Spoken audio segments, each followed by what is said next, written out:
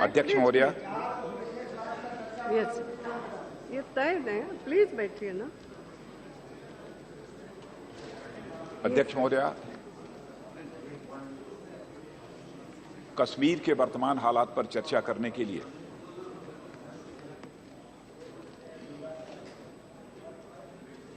वैसे कल हम लोगों ने कश्मीर के हालात पर यहां चर्चा की, जो मौजूदा हालात हैं उस पर, और मुझे खुशी है कि इस चर्चा के दौरान लगभग इस सदन के 28 सदस्यों ने हिस्सा लिया था। और जिन सदस्यों ने इस सदन में कश्मीर के सवाल पर चर्चा में हिस्सा लिया था, मैं उनके नाम का भी यहां पर उल्लेख करना चाहूंगा। श्री ज्योतिरादित्य जी, श्री अनुराग सिंह ठाकुर, श्री ए अनवर राजा, श्री कल्याण जी बनर्जी, श्री तथागत सतपथ जी, श्री मुलायम सिंह जी यादव, श्री अरविंद गणपत सामंत, श्री थोता नरसिम्हन, श्री बूरा नरसिया गौड़, श्री मोहम्मद सलीम, डॉक्टर वारा Prasad Rao बेलगपल्ली, Shri Tariq Anwar, Shri Prem Singh ji, Shri यमजे Akbar, Shri Jayaprakash Narayan Yadav, Shri Bhagwat Mann, doctor Arun Kumar, Shri Muzaffar Hasan Beg, Maulana Badruddin Ajmal, Shri Dushyant Chautala, Shri Kaushalendra Kumar, Shri ET Mohammed Basheer, Shri Conrad Kongkal Sangma, Shri Asaduddin Owaisi, Shri Adhir Ranjan Chowdhury, Shri Jugal Kishore Sharma, Shri NK Premachandran, professor doctor Saugata Bose and Shri Rajesh Ranjan.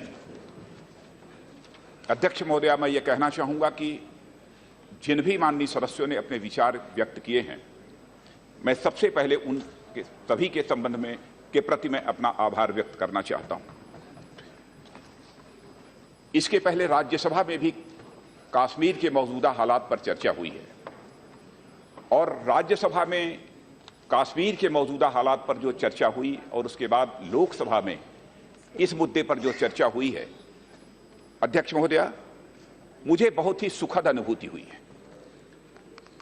और मैं यह कह सकता हूं कि एक विश्वास और भरोसा जो मेरा था, वह विश्वास और भरोसा मेरा मजबूत हुआ है कि जब भी कोई बड़ी चुनौती हमारे देश के सामने खड़ी होगी तो लोग अपने सारे मतभेदों को भुलाकर उस चुनौती का मुकाबला करने के लिए एकजुट होकर खड़े होंगे। एक विश्वास और भरोसा मेरे अंदर यह पैदा हुआ है। मैं जानता हूं कि कश्मीर में जिस प्रकार के इस समय हालात हैं, उसको लेकर सबके मन में पीड़ा हुई है, और सभी की पीड़ा के साथ मैं भी अपनी पीड़ा को संबद्ध करना चाहता हूं। और जहां तक हमारे प्रधानमंत्री जी का प्रश्न है, कल चर्चा के दौरान यह बात आई थी कि उस समय हमारे प्रधानमंत्री विदेश यात्रा पर थे, लेकिन मैं सदन को यह जानकारी देना चाहता हूं कि विदेश यात्रा पर होने के बावजूद बराबर प्रधानमंत्री जी ने मुझसे संपर्क बनाकर रखा और कश्मीर के हालात के बारे में उन्होंने मुझसे जानकारी हासिल की, और वहां के हालात को सुधारने के लिए आवश्यक सुझाव भी वह बीच बीच में देते रहे। और मैंने यह महसूस किया कि उनके अंदर भी कश्मीर के मौजूदा हालात को लेकर एक बेहद तकलीफ थी और उसको लेकर वह चिंता थी। वहां से लौटने के बाद 12 तारीख को लौटे, पहली बैठक यदि हमारे प्रधानमंत्री ने की है तो कश्मीर के हालात पर का जायजा लेने के लिए उन्होंने पहली बैठक की है। क्या क्या हमें करना चाहिए, इन सब सारे सवालों पर उन्होंने विस्तार पूर्वक बातचीत की है। लेकिन अध्यक्ष महोदया, चर्चा में जो भी बातें निकल कर आई हैं, मैं सभी बातों की यहां पर बहुत विस्तार में जाकर चर्चा नहीं करना चाहूंगा, लेकिन मैं यह कहना चाहूंगा कि भारत का एक विशिष्ट चरित्र है, और भारत का विशिष्ट चरित्र है विविधता में एकता, यूनिटी इन डाइवर्सिटी।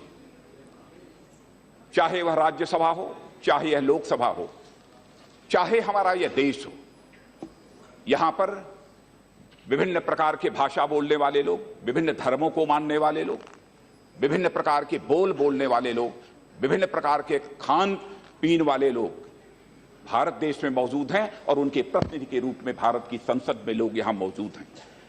लेकिन जब कोई बड़ा संकट देश में खड़ा होता है, पैदा होता है, तो मैं अध्यक्ष महोदया मैं कहना चाहूंगा कि सारे भेदभावों को भुलाकर जहां सारा देश एकजुट होकर खड़ा होता है उसका मुकाबला करने के लिए, वहीं पर सारे विचारों की भिन्नता होने के बावजूद हमारी पूरी संसद भी एकजुट होकर खड़ी होती है। जम्मू कश्मीर का जहां तक सवाल है, हम लोग यह मानते हैं कि जम्मू कश्मीर यह भारत का मुकुट है और जम्मू कश्मीर के संबंध में मैं अमीर खुसरो के एक उक्ति का यहां पर उल्लेख मैं करना चाहूंगा। उन्होंने कहा था कि इस दुनिया की जमीन पर सचमुच यदि स्वर्ग के समान कोई जगह है तो उस जगह का नाम है कश्मीर। और उन्होंने कहा गर फिरदौस बररुए जमीन अस्त हमीन अस्त हमीन अस्त हमीन अस्त, यानी दुनिया की जमीन पर सचमुच यदि स्वर्ग के समान कोई धरती है तो वह कश्मीर की धरती है। यह जो है अमीर खुसरो ने कहा। लेकिन इस सच्चाई को भी कोई नकार नहीं सकता है अध्यक्ष महोदया कि हमारे पड़ोसी की एक बुरी नजर हमारी इस कश्मीर जो स्वर्ग के समान है उससे लग गई है। लेकिन मैं पूरी तरह से आश्वस्त हूं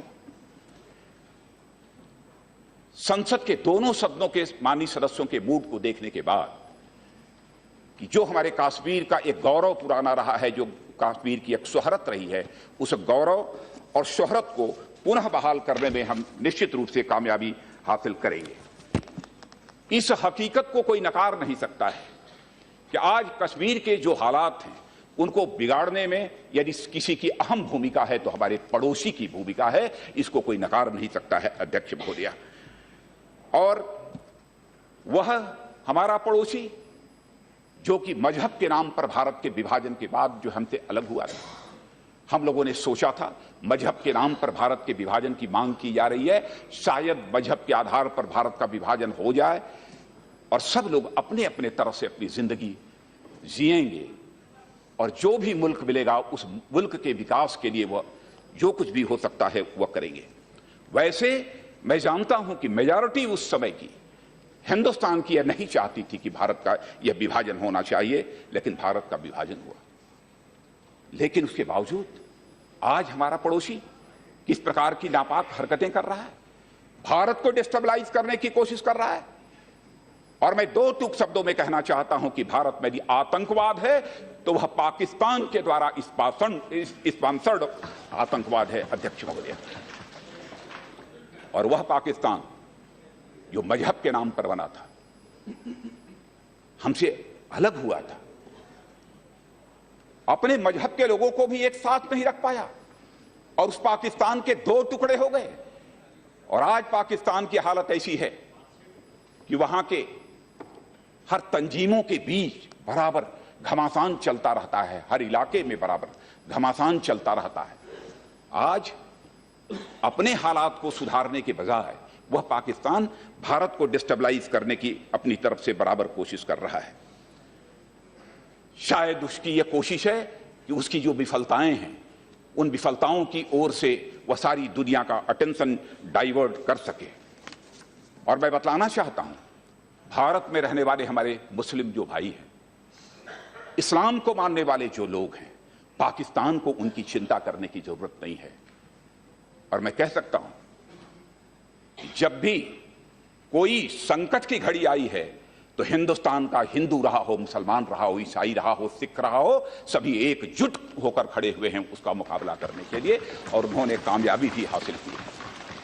मैं पहले भी कह चुका हूं, दुनिया का इकलौता देश यह भारत है अध्यक्ष महोदया, जहां पर इस्लाम के दुनिया में जितने फिरके होते हैं, 72 फिरके माने गए हैं, वो 72 के 72 फिरके दुनिया के किसी एक देश में मिलते हैं तो हमारा सौभाग्यशाली देश भारत है। 72 के 72 फिरके जहां मिलते हैं, मैं समझता हूं दुनिया के किसी देश को भारत के इस्लाम को मानने वाले लोगों की रक्षा करने का दावा नहीं करना चाहिए। और मैं अपने पड़ोसी को यह भी कहना चाहता हूं, और अटल जी की उस कविता की मैं याद दिलाना चाहता हूं इस सदन को। अध्यक्ष महोदया, चिंगारी का खेल बुरा होता है, चिंगारी का खेल बुरा होता है, औरों के घर में आग लगाने का सपना अपने ही घर में अक्सर खरा होता है, चिंगारी का खेल बुरा होता है। यह अटल बिहारी वाजपेयी ने कहा था। और पूरी संजीदगी के साथ अध्यक्ष महोदया, मैं यह भी कहना चाहता हूं कि जिन लोगों ने भी कश्मीर में अपनी जान गंवाई है अथवा जो भी घायल हुए हैं, उसका हम सभी को बेहद अफसोस है। इसी कश्मीर के बारे में आदरणीय अटल बिहारी वाजपेयी जी ने 3 सूत्र दिए थे। उन्होंने कहा था कश्मीरियत, जमहूरियत और इंसानियत। 3 सूत्र अटल बिहारी वाजपेयी जी ने दिए थे। लेकिन आज क्या हो रहा है? कश्मीरियत की जमहूरियत में यदि स्थान किसी का हो सकता है तो इंसानियत का हो सकता है। अध्यक्ष महोदया, कश्मीरियत की जमहूरियत में हैवानियत का कभी कोई स्थान नहीं हो सकता। लेकिन आज कुछ इस भी प्रकार के हालात कभी कभी देखने को मिलते हैं कि हमारे सिक्योरिटी फोर्सेस के जवान यदि मारे जाते हैं तो कुछ लोग ऐसे हैं जो कि वह जश्न मनाने का काम करते हैं। इसे क्या इंसानियत कहेंगे? यह हैवानियत नहीं है, इसे क्या कहा जाए? और मैं यह मानता हूं कि हमारा कश्मीर का रहने वाला नौजवान भी वह देशभक्त है, और हमारे कश्मीर के नौजवानों को कुछ लोगों ने बरगलाने की कोशिश की है।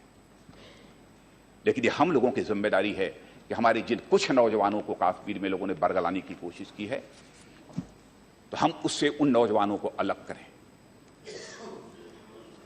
क्योंकि उनकी भी देशभक्ति और राष्ट्रभक्ति पर मैं कोई संदेह नहीं करना चाहता। यह एक मानसिकता होती है जो नौजवानों के अंदर भारत की व्यवस्था के खिलाफ एक अनावश्यक और आधारहीन आक्रोश से भरने का काम करती है और उन्हें बरगलाती रहती है। सिर्फ कश्मीर ही नहीं, बल्कि अध्यक्ष महोदया, मैं छत्तीसगढ़ की भी चर्चा करना चाहता हूं यहां पर, कि वहां पर भी यही होता है, चाहे वो बस्तर हो, चाहे दंतेवाड़ा हो। कुछ और भी ऐसे क्षेत्र हैं हमारे हिंदुस्तान के जहां की सिक्योरिटी फोर्सेस के मारे जाने पर कुछ लोग ऐसे हैं, विकृत मानसिकता के ऐसे लोग हैं जो कि जश्न मनाने का काम करते हैं। ऐसे लोग भी हैं, और मैं समझता हूं कि बहके हुए लोग हैं जिनकी मानसिकता को विकृत करने का काम किया गया है कि न्यायालय से भी यदि कोई आतंकवादी दोषी करार किया जाता है तो उसके बाद भी यदि उसकी मौत होती है तो उसे जुडिशियल किलिंग की वह संज्ञा देने का काम करते हैं। ऐसे भी लोग यहां पर हैं। और अध्यक्ष महोदया, मैं इतना जरूर कहना चाहता हूं कि आज यह विकृत जो मानसिकता है हमारे कुछ नौजवानों की, उसमें बदलाव लाना होगा, उसमें परिवर्तन करना होगा, उसे सुधारना होगा। तो हम सभी लोगों को मिलजुल कर ही उसे सुधारना होगा। कश्मीर के हालात को सुधारने का काम अकेले सरकार नहीं कर सकती। कश्मीर के हालात को सुधारने के लिए सभी को मिलजुल कर काम करने की आवश्यकता है, ऐसा मैं महसूस करता हूं। क्योंकि मैं जानता हूं कि जब से कश्मीर बना है, मैं किसी भी सरकार, कोई भी प्रधानमंत्री रहा, मैं उसको दोषी नहीं ठहराना चाहता कि उसने कश्मीर के हालात को बिगाड़ने का काम किया। सबने अपने अपने तरह से कश्मीर के हालात को सुधारने की जितनी कोशिश हो सकती है अपनी तरफ से सबने कोशिश की है, इसमें कहीं दो मत नहीं है। लेकिन कोई यह कह सकता है कि बराबर लगातार कोशिश की है तो क्या आपको कामयाबी हासिल होगी? मैं विश्वास के साथ कह सकता हूं कि अध्यक्ष महोदया, कश्मीर के हालात को सुधारने में हमको निश्चित रूप से कामयाबी हासिल होगी। मुझे पूरा विश्वास है, पूरा भरोसा है। चाहे अपनी कितनी भी नापाक हरकतें हमारा पड़ोसी क्यों न करता रहे। अब यह कैसी विडंबना है अध्यक्ष महोदया कि हमारा पड़ोसी, यदि एक आतंकवादी यहां पर मारा जाता है तो उसको लेकर हिंदुस्तान में ब्लैक डे मनाने का काम करता है। भारत के पाकिस्तान में ब्लैक डे मनाने का काम करता है, काला दिवस मनाता है। भारत के आंतरिक मामलों में उसे हस्तक्षेप करने का क्या अधिकार है? लेकिन अध्यक्ष महोदया, मैं जो भी घटना घटित हुई है जम्मू कश्मीर की, उसकी बहुत ही संक्षेप में एक जानकारी भी सदन को देना मैं आवश्यक मानता हूं। कश्मीर में क्या हो रहा है? पाकिस्तान अपनी तरफ से भरपूर यह कोशिश कर रहा है कि घुसपैठ में तेजी आए, लेकिन सचमुच मुझे अपने नौजवानों पर नाज है। हमको, मैं उनकी बहादुरी को भी सैल्यूट करना चाहता हूं कि वहां के सुरक्षा बलों ने जवाबी कार्रवाई की है और जिसके परिणाम स्वरूप 86 आतंकवादियों को न्यूट्रलाइज किया है। अब तक उसमें उन्हें कामयाबी हासिल हुई है। इस वर्ष की आपको मैं जानकारी दे रहा हूं। और अनंतनाग के कोकरानाग में 8 जुलाई 2016 को 2-3 आतंकवादियों की मौजूदगी के बारे में खुफिया जानकारी मिली थी। इस आधार पर सुरक्षा बलों द्वारा इलाके की घेराबंदी कर दी गई। मुठभेड़ के दौरान 3 आतंकवादियों को न्यूट्रलाइज किया गया। पहचान करने के बाद पाया गया कि यह हिजबुल मुजाहिदीन के कुख्यात आतंकी बुरहान मुजफ्फर वानी, सरताज अहमद शेख और परवेज अहमद डार थे। जहां तक बुरहान वानी का सवाल था, वह एक कुख्यात आतंकवादी संगठन हिजबुल मुजाहिदीन का कमांडर था, इसमें कहीं दो मत नहीं है, जो कि पाकिस्तान स्थित यूनाइटेड जिहाद काउंसिल का सबसे महत्वपूर्ण हिस्सा है। और यूनाइटेड जिहाद काउंसिल विभिन्न आतंकी संगठनों जैसे कि लश्कर-ए-तोयबा, जैश-ए-मोहम्मद का एक यूनाइटेड ग्रुप है, जो कि पाकिस्तान की हिदायत पर भारत में आतंकवादी घटनाओं को अंजाम देता है। आतंकी संगठन हिजबुल मुजाहिदीन का मुख्यालय पाकिस्तान की राजधानी इस्लामाबाद रावलपिंडी में स्थित है। इसका सरगना सैयद सलाहुद्दीन है और इसका बेस कैंप पाक अधिकृत कश्मीर के मुजफ्फराबाद में स्थित है। बुरहान वानी हिजबुल मुजाहिदीन का कुख्यात आतंकवादी था और दक्षिण कश्मीर में हिजबुल मुजाहिदीन का कमांडर था। उसके खिलाफ 15 मुकदमे हत्या के प्रयास के, स्थानीय लोगों को गंभीर चोट पहुंचाने के और सुरक्षा बलों से हथियार और गोला बारूद छीनने के, अवैध हथियार और गोला बारूद रखने के और इस प्रकार के कई गंभीर आरोप हैं और उसकी एफआईआर भी दर्ज थी। कुल लगभग इस प्रकार की 15 मुकदमे उसके विरुद्ध दर्ज हैं। निश्चित रूप से वह एक टेक्नोलॉजी सेवी नई पीढ़ी को रेडिकलाइज कर उन्हें आतंकवादी गतिविधियों की ओर प्रेरित करता रहा है। सोशल मीडिया जैसे फेसबुक, ट्विटर, व्हाट्सएप पर नियमित रूप से स्टेटमेंट, वीडियो मैसेजेस और पिक्चर अपलोड कर युवाओं को हथियार उठाने के लिए उकसाता था। बुरहान वानी सहित 3 आतंकवादियों के मारे जाने की खबर सोशल मीडिया के बारे में फैली है। और अध्यक्ष महोदया, मैं सदन को यह भी जानकारी देना चाहता हूं कि अभी हाल में ही हाफिज सईद, जो कि पाकिस्तान में कुख्यात आतंकवादी है, उसने भी कहा कि कुछ दिन पहले ही हम लोगों ने बुरहान वानी से हमारी बातचीत हुई है। इसकी भी चर्चा उन्होंने की है। अब सिक्योरिटी फोर्सेस को इंटेलिजेंस इनपुट हासिल हुआ था। उस इंटेलिजेंट इनपुट के आधार पर सिक्योरिटी फोर्सेस ने इस प्रकार का ऑपरेशन किया था। उसके बाद जिस प्रकार के सूरत हालात कश्मीर के अंदर पैदा हुए, अध्यक्ष महोदया, बहुत सारे लोग सड़कों पर निकल आए, स्टोन पेल्टिंग हुई। वैसे जहां तक सिक्योरिटी फोर्सेस का सवाल है, मैंने भी स्पष्ट निर्देश दिया था, आने पर प्रधानमंत्री जी ने भी स्पष्ट निर्देश दिया था, जितनी मैक्सिमम रिस्ट्रेन एक्सरसाइज की जा सकती हो वह सिक्योरिटी फोर्सेस वह इस रिस्ट्रेन एक्सरसाइज करनी चाहिए। यह भी हमारे प्रधानमंत्री जी ने भी कहा और मैंने बार बार स्वयं सिक्योरिटी फोर्सेस के भी जो सीनियर ऑफिसर थे उनको मैंने कहा। और जो कुछ भी हुआ 4-6 दिनों के अंदर, उसकी भी मैं आपको यहां पर जानकारी देना चाहता हूं कि लॉ एंड ऑर्डर इंसिडेंट्स जो पूरे कश्मीर के अंदर हुए 576 और सिविलियंस जिनकी मृत्यु हुई है उनका नंबर 38 है और जो सिविलियंस घायल हुए थे उनका नंबर 2180 है और अस्पताल से डिस्चार्ज किए गए सिविलियन वह 2015 हैं, 55 हैं और अस्पताल में जो अभी भी इलाज प्राप्त कर रहे हैं, ऐसे सिविलियंस का नंबर 125 है। और सुरक्षा बलों के कार्मिकों की जो मृत्यु हुई है उसमें 1 की मृत्यु हुई है। और यह भी सच है जो हमारे सिक्योरिटी फोर्सेस के अधिकारी और जवान घायल हुए हैं उनका भी नंबर कोई कम नहीं है, 1739 है। कल इतने सिक्योरिटी फोर्सेस के जवानों के घायल होने के बावजूद अध्यक्ष महोदय, जितना अधिकतम प्रिकॉशन लिया जा सकता था, जितना अधिकतम पेशेंस रखा जा सकता था, सिक्योरिटी फोर्सेस ने किया। हो सकता है कहीं ना कहीं किसी से कोई गलती हो गई हो, इस सच्चाई को भी नकारा नहीं जा सकता है। चर्चा के दौरान यह बात आई कि पैलेट गन का जो है प्रयोग किया गया। मैं यह मानता हूं कि क्राउड को रोकने के लिए नॉन लेथल वेपन का ही पहले प्रयोग किया जाना चाहिए और हमारे देश में यह परंपरा भी रही है। बताया गया कि नॉन लेथल वेपन्स में बहुत लोग घायल हुए। यह बात सच है कि मैं उनके उस नंबर का भी यहां पर मैं उल्लेख करना चाहूंगा। लोग घायल हुए, इसमें कहीं दो मत नहीं है, लेकिन जो मृत्यु हुई है नॉन लेथल वेपन के माध्यम से वह केवल 1 की हुई है।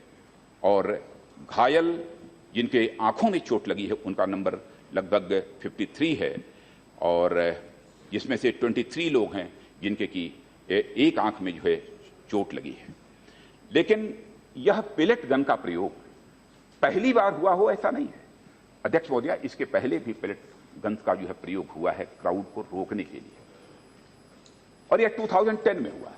मैं किसी सरकार पर आरोप नहीं लगाना चाहता हूं, लेकिन उस समय भी हुआ था। उस समय जो मृत्यु हुई थी वह 6 की मृत्यु हुई थी और 198 लोगों के आंखों में चोट लगी थी और गहरी चोट लगी थी और 5 लोग उसमें पूरी तरह से ब्लाइंड हो गए। ये 2010 में हुआ। लेकिन सदन को मैं यह बतलाना चाहता हूं कि नॉन लेथल वेपन्स का जहां तक सवाल है, हमारा यह मानना है कि जहां तक हो सके टीयर गैस का प्रयोग करना चाहिए क्राउड को रोकने के लिए। जहां तक हो सके हमें कोशिश करनी चाहिए वाटर कैनन का प्रयोग करने की। वैसे नॉन लेथल वेपन्स की श्रेणी जो बनी है उसमें जो है हमारे ये पेलेट गन्स भी आते हैं। लेकिन मैं इस नतीजे पर पहुंचा हूं कि मैं एक एक्सपर्ट्स की कमेटी बनाऊंगा जो कि यह देखे कि नॉन लेथल वेपन के रूप में जो पेलेट गन का जो प्रयोग किया जाता है तो इसके दूसरे अल्टरनेटिव क्या हो सकते हैं, दूसरे ऑप्शंस क्या हो सकते हैं, ताकि यदि कहीं पर क्राउड हो और यदि हम उसको रोकना चाहते हैं उसकी एक्टिविटीज को, तो हम उस एक अल्टरनेटिव जो इस नॉन पेलेट गन का नॉन लेथल वेपन हो सकता है उसके माध्यम से वह कर सकें। इसलिए हमने फैसला किया है कि एक हम एक्सपर्ट कमेटी बनाएंगे जो कि 2 महीनों के अंदर जो है अपनी इस संबंध में रिपोर्ट देगी, ताकि इस भविष्य में इस प्रकार की घटनाओं की पुनरावृत्ति न हो सके।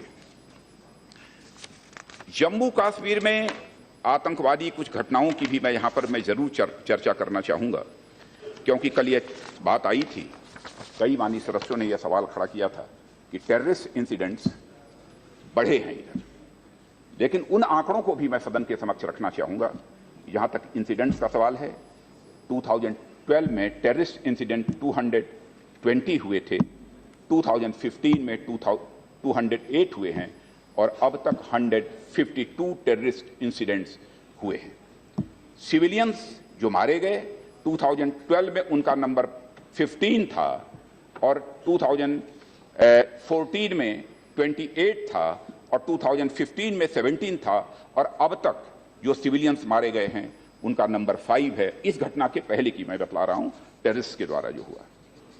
और मिलिटेंट्स जो मारे गए हैं अब तक, 2012 में लगभग 72 मिलिटेंट्स की किलिंग हुई है। और मुझे यह भी मैं जानकारी देना चाहूंगा कि 2015 में 108 मिलिटेंट्स की किलिंग हुई है और अब तक 2006 में 86 मिलिटेंट्स की यह किलिंग हुई है। एक हमारे माननीय सदस्य कल्याण बनर्जी जी यहां पर शायद नहीं हैं, उन्होंने यह भी कहा था कि बहुत सारे मिलिटेंट्स बांग्लादेश के थ्रू भी प्रवेश करते हैं और वह पश्चिमी बंगाल में आते हैं। यह बात सच है कि इंडो और बांग्लादेश की बाउंड्री का जहां तक सवाल है वह 4096.7 किलोमीटर की है। इसमें रिवराइन बॉर्डर वह अप्रॉक्सीमेटली 930 किलोमीटर का है। लैंड बाउंड्री 3166.7 किलोमीटर की है। फेंसिंग लगभग 2727 किलोमीटर की अध्यक्ष महोदय पूरी हो चुकी है। 400 किलोमीटर ये ऐसी बाउंड्री है जिसकी की फेंसिंग अभी तक नहीं हो पाई है, और उसका कारण यह है कि कई एरियाज में जो लैंड एक्विजिशन होना चाहिए यह फेंसिंग का काम करने के लिए वो लैंड एक्विजिशन नहीं हो पाया है। राज्य सरकार से भी हम लोगों ने अनुरोध किया था, लेकिन अब मुझे सदन को बतलाते हुए यह बेहद खुशी हो रही है कि अब यह मामला सॉर्ट आउट हो चुका है और जल्दी ही इंडो बांग्लादेश का जो शेष भाग बचा हुआ है उस पर भी हम फेंसिंग का काम पूरा करेंगे। जी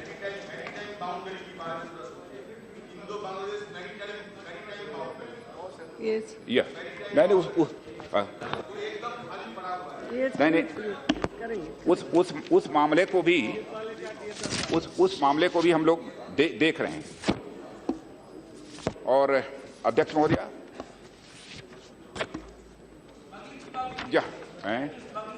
नहीं, देखिए अब पूरी सारी स्मगलिंग अब सारी चीजों की चर्चा नहीं करेंगे क्योंकि यह कश्मीर स्पेसिफिक यहां पर यह डिस्कशन हो रहा था।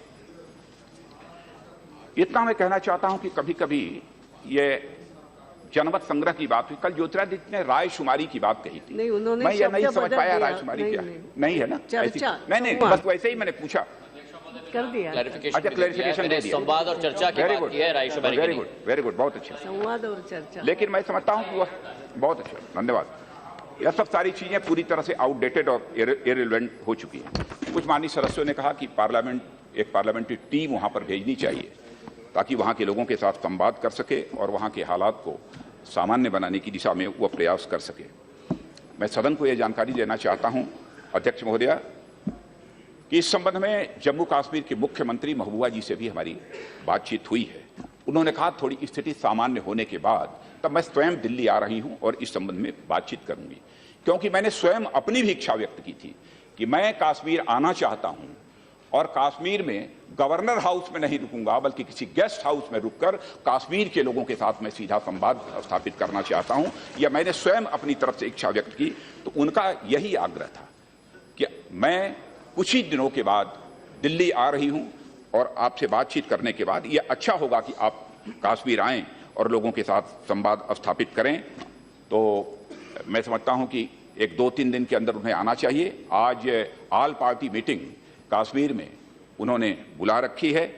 अभी स्थिति धीरे धीरे वहां पर सामान्य हो रही है। कुछ लोगों ने कहा कि कर्फ्यू के दौरान इसेंशियल कम्युनिटीज जो उपलब्ध होनी चाहिए लोगों को, वह इसेंशियल कम्युनिटीज उपलब्ध नहीं हो पा रही हैं, उसके बारे में भी सोचना चाहिए। तो जो ही यह कर्फ्यू लगने का सिलसिला प्रारंभ हुआ था, वहां के मुख्यमंत्री जी से मैंने बात की थी और अध्यक्ष महोदय उन्होंने अब शाम के समय, रात्रि के समय कर्फ्यू में ढील देने का भी उस समय जो है आदेश दिया था और कर्फ्यू में अब ढील दी जा रही है। कुछ स्थानों पर इसेंशियल कम्युनिटीज भी सरकार की तरफ से लोगों को मुहैया कराई जा रही है। कर्फ्यू में यह प्रेस पर प्रतिबंध का भी एक सवाल चर्चा के दौरान खड़ा हुआ था। आज मैं समझता हूं सभी को जानकारी यहां के माध्यम से हो गई होगी। वहां के मुख्यमंत्री जी का यह कहना था कि प्रेस पर हमारी तरफ से ऐसा कोई प्रतिबंध नहीं लगा था, लेकिन थोड़े समय के लिए इंटरनेट वगैरह इन सब सारी चीजों को ब्लॉक किया गया था वहां के हालात को देखते हुए। लेकिन अब जो कुछ भी प्रतिबंध था, जो कुछ भी थोड़ी बहुत रोक थी, वह पूरी तरह से वह समाप्त कर दी गई है। यह जानकारी मुझे यहां पर दी गई है। तो आज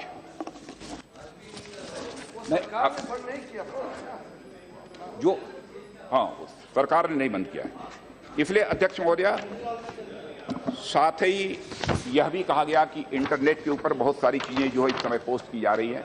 एक चर्चा आई कि पुलिस का कोई व्यक्ति किसी लड़के को पैरों से दबा रहा है, मार रहा है, पीट रहा है। तो मैंने एक निकाल कर देखा, अब ये कहां तक सच है कहां तक गलत है मैं नहीं कह सकता हूं। यह तो उत्तर प्रदेश का एक घटना का कोई उससे संबंधित यह फोटोग्राफ है।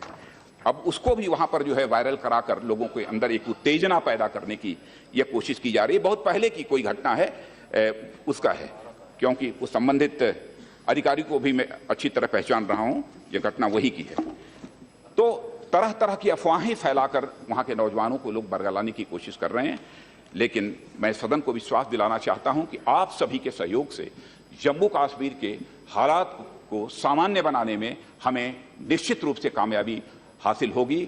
और मैं पुनः यह यकीन दिलाना चाहता हूं कि वहां के हालात को सामान्य बनाने में हम आप सभी का सहयोग प्राप्त करेंगे। इन्हीं शब्दों के साथ अध्यक्ष महोदया बहुत बहुत धन्यवाद।